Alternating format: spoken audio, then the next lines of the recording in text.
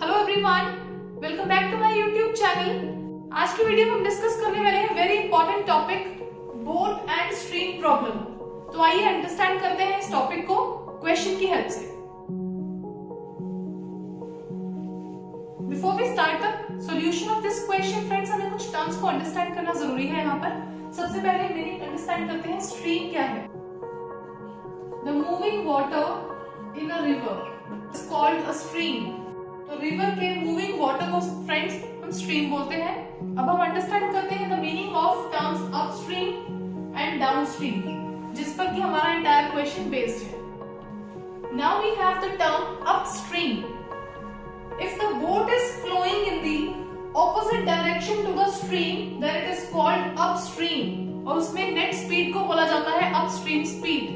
Friends, आप खुद imagine कीजिए, अगर आपका वाटर इस दिशा में फ्लो कर रहा है और आपकी बोट उससे ऑपोजिट दिशा में जा रही है, तो ऑफ कोर्स उसकी स्पीड पर इफेक्ट पड़ेगा।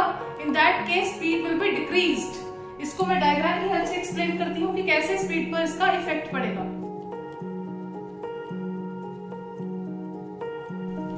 So friends, this is the case. This is your stream जो मूविंग वाटर है। इसका फ्लो इस तरफ है। I have shown using the red marker and this is my boat moving in the opposite direction. आप observe करिए कि flowing water और बोट की डायरेक्शन दोनों की डिफरेंट है। तो ऑफ कोर्स इन दोनों की स्पीड आपस में, अगर हम नेट स्पीड निकालेंगे दैट विल बी डिक्रीज्ड, क्योंकि फोर्स ज्यादा अप्लाई होता है, automatically your speed will be reduced in this case.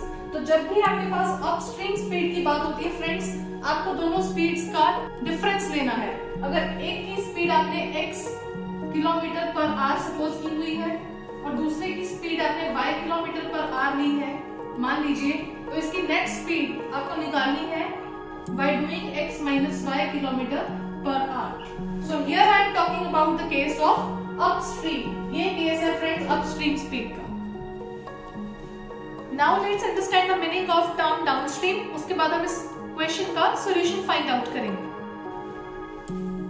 So the meaning of downstream is if the boat is flowing along the direction of the stream then it is called the case of downstream speed। अगर दोनों ही एक ही direction में flow कर रहे हैं then it will become the case of downstream। With the help of diagram friends मैंने show किया है। This is my stream जो moving water है, इसकी डायरेक्शन इस तरफ है। I have shown with the help of red marker, और आपकी बोट है वो भी इसी डायरेक्शन में मूव कर रही है। तो ऑफ कोर्स जब दोनों ही सेम डायरेक्शन में मूव कर रहे हैं फ्रेंड्स, तो speed will be increased automatically. तो ऐसे केस में जब भी आपके पास डाउनस्ट्रीम वाला केस हो, तो आप दोनों स्पीड्स को ऐड करके नेट स्पीड फाइंड आउट करेंगे।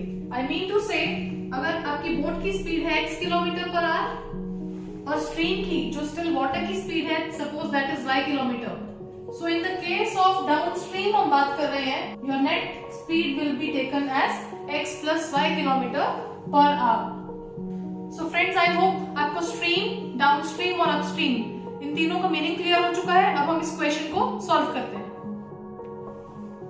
The question is a boat covers 32 kilometre upstream and 36 kilometre downstream in 7 hours। Also, it covers 40 kilometers upstream and 48 kilometers downstream in 9 hours. Find the speed of the boat in still water and that of the boat. I'm so sorry. इस question में statement में and that of stream आना था।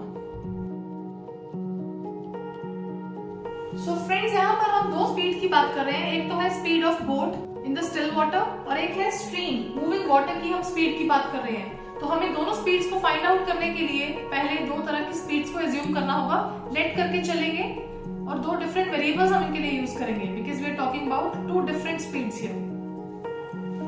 तो very first step में friends मैंने दोनों speeds को एज्यूम किया। I have taken let the speed of the boat in still water.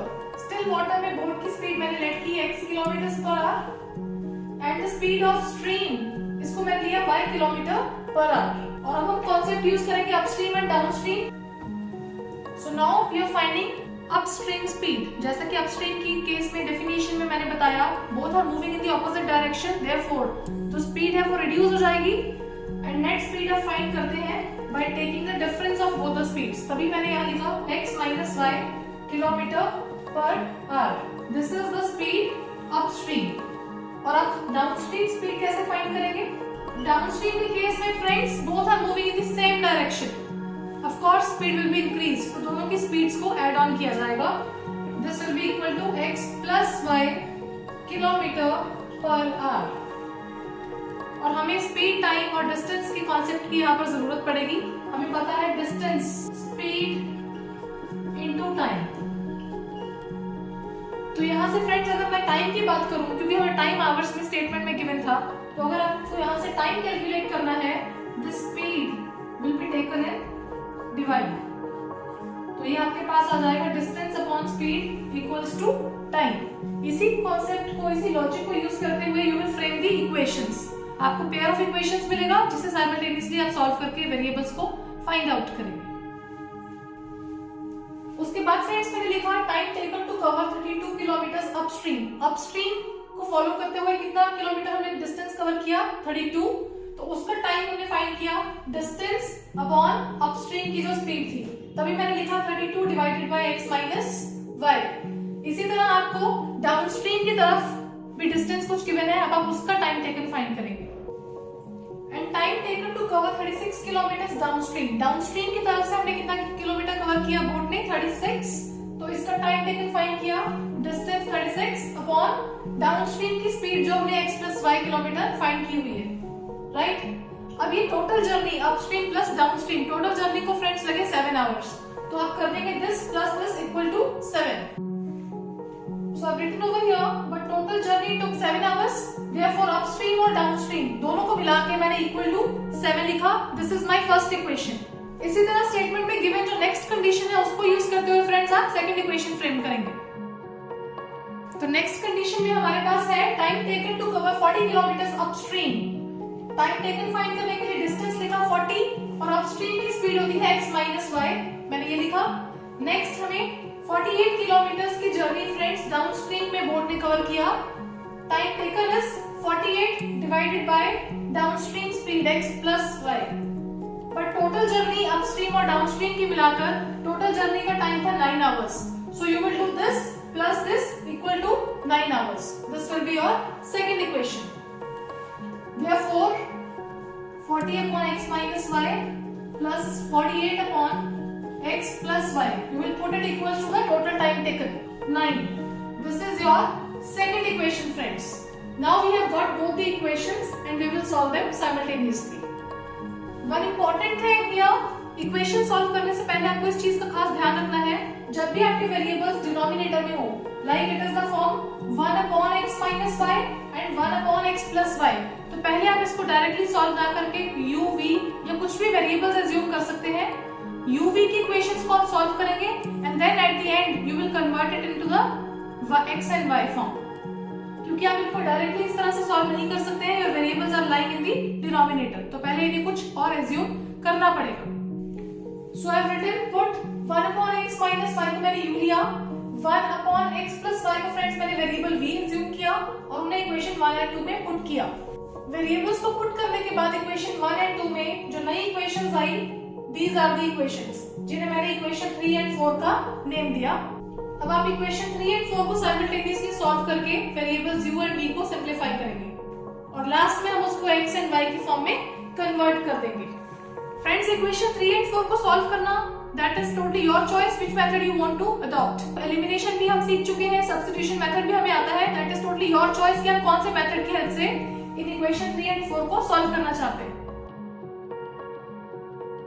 मैंने यहाँ एलिमिनेशन मेथड यूज किया। I am trying to make the coefficients of variable v equal. उनको equal बनाने के लिए मैंने रिक्वायर्ड फैक्टर्स के साथ मल्टीप्लाई किया। देख सकते हैं आप, I have changed the science of second equation here and I am cancelling the variable v now. तो मुझे ऑब्टेन हुआ 8u इक्वल टू 1, जहां से वेरिएबल u की वैल्यू आ चुकी है 1/8। इसे आप किसी भी एक इक्वेशन में पुट करेंगे, you will get the value of v easily, which is 1/12 here. आपके पास u and v variables friends आ चुके हैं, but my original variables are x and y, तो अल्टीमेटली लास्ट में हमें x और y को सॉल्व करना जरूरी है। तो यहाँ पर u और v की वैल्यूज मैंने इंसर्ट कर दी फ्रेंड्स। यहाँ से आपको इक्वेशंस ऑब्टेन हुई x minus y equal to 8 and x plus y equal to 12। Directly variables are cancelling out, opposite है साइंस, इन्हें कैंसिल किया, यहां से आपको वेरिएबल x मिला 20/2 which is 10। तो आपका x आ चुका है। Now you can insert the value here and you can easily get the value of y variable। यहाँ पर आपने x की वैल्यू पुट की तो आपको y मिला 12 minus 10 which is 2। तो फ्रेंड्स लीजिए आपके x एंड y वेरिएबल्स आ चुके हैं, जिसको हम इनिशियली एज्यूम करके चले थे।